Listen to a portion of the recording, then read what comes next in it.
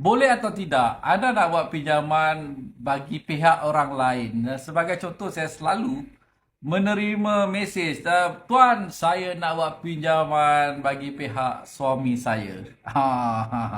Anda seorang isteri yang berkuasa, dan adakah anda mempunyai kuasa untuk membuat pinjaman ke atas suami anda ataupun bagi pihak suami anda? Jawapannya, boleh sehingga ke satu peringkat. Dan kalau ada peringkat seterusnya, mungkin saya akan kata, okey, sila bawa keluar suami anda.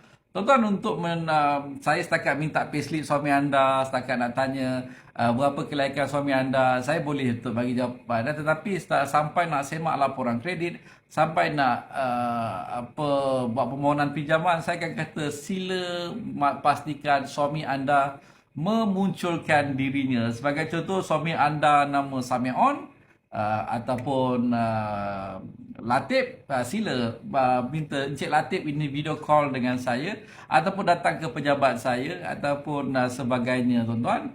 Kita nak elak daripada penipuan, tuan-tuan. Jangan sampai bila berlaku konflik nanti tiba-tiba suami anda tak mengaku, bini saya yang nama Rafiah ini dulu dia yang memandai-mandai buat pinjaman dengan saya terpalit, tuan-tuan.